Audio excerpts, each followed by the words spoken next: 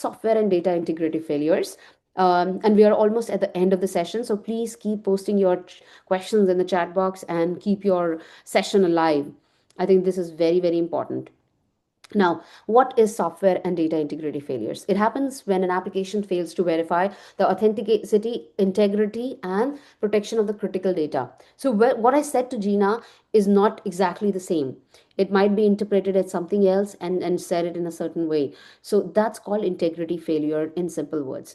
Now, what we really need to do is something which how it happens, and especially if it comes to CI/CD pipeline, we have actually created a CI/CD pipeline, but then people are able to inject the malicious code as part of the whole ecosystem. That's what happened with SolarWinds attack. So how does it work? Oh, SolarWinds attack it is. So here, Orion is basically a very, very powerful infrastructure monitoring platform and used by multiple Fortune 500 companies to government agencies and whatnot. So there was a group which actually got the access to one of the ecosystem. They compromised the Orion software updating system. They added a small DLL file, which was shipped to thousands and thousands of customers.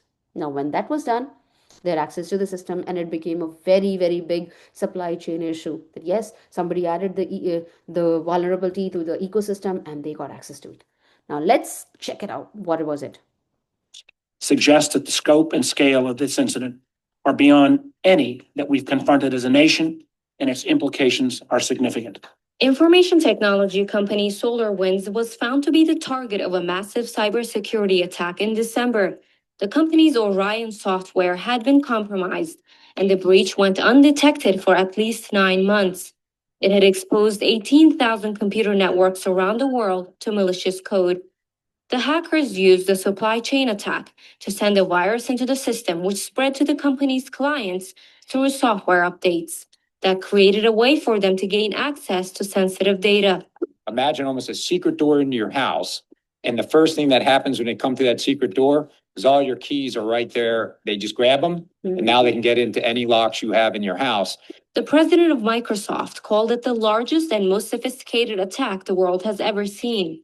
When we analyzed everything that we saw at Microsoft, we asked ourselves, how many engineers had probably worked on these attacks? And the answer we came to was, well, certainly more than 1,000.